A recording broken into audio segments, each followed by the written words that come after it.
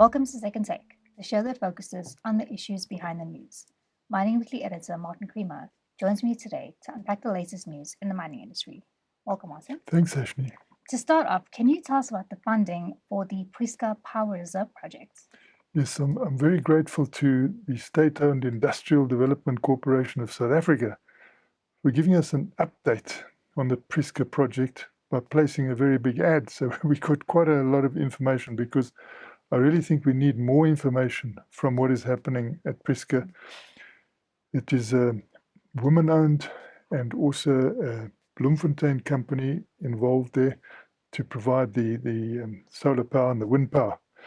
So it could be quite a big boost for Prisca, which has normally been associated with copper mining, but it could now be associated with green hydrogen, green ammonia, in a way that takes it into a new modern era.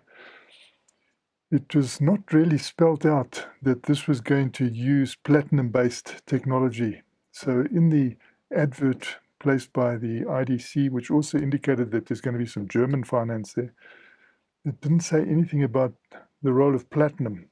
And I think we were grateful to a US publication, that came out with details around the platinum involvement, around the what we call PEM, which is related to platinum, which helps you to produce the green hydrogen and then the green ammonia. In fact, this US publication said, the PEM technology is the real star of the show. So I think we need to, emphasize that as South Africans, that platinum is also involved, because you get other ways of doing it which don't involve platinum. We need to really promote platinum as much as we can, because it's the most efficient way, particularly with the intermittency that you get with solar power and wind power. So anyway, the big thing is that this project is going ahead. They won't sort of spell out what the financing side is, but at least we know that IDC is partly funding it, and with the German development group also partly funding this. Now, can you tell us about the pure rare earth product that is being optimized in a Johannesburg lab? Yes, this is incredible. The dump that contains these rare earths is out in Limpopo, and the company Rainbow came in and did early work to show that there are rare earth elements in there that are very valuable for the magnets that are used today, modern magnets, for wind turbines and many other things. And they've been saying this is the most resilient project because here you've got these rare earths on surface. You don't have to dig underground for them.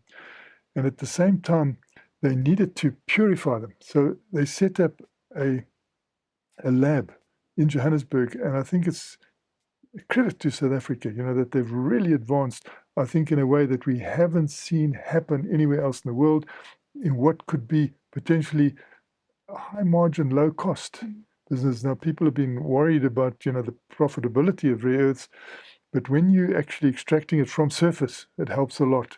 So it was great to hear that they've also done all the laboratory work here, and that I think is going to create a demand for these rare earths, which will be good for South Africa.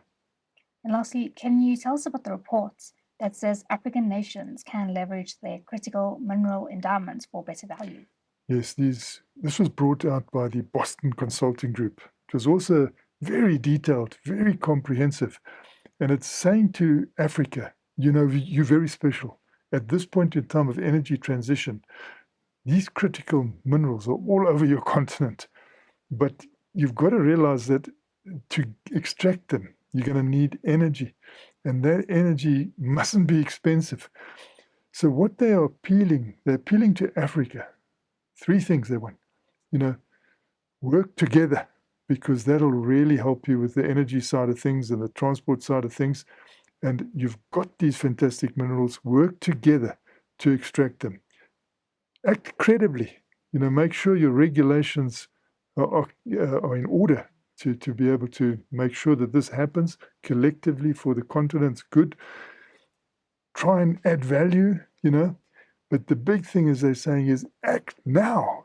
You've got to act now. So I think that was a strong message put out by Boston Consulting Group. Good for the continent. Hopefully It will be responded to by the continent. I think Southern Africa needs to show early response. Southern Africa needs to also work together, as they say, work credibly with the regulations. We have got quite a lot of logistics in place here, so we could actually work together, and then it could be expanded up the continent, good for the whole continent. And they're saying it's a new era where you must add value at home. So hopefully we'll see something that was different that we had in the past. Thanks for speaking with us, Martin. Thank you, Sashni. That's it for today. Join us again next week for more news analysis on the local and global mining industries. And don't forget to listen to the audio version of our Mining Weekly daily email newsletter.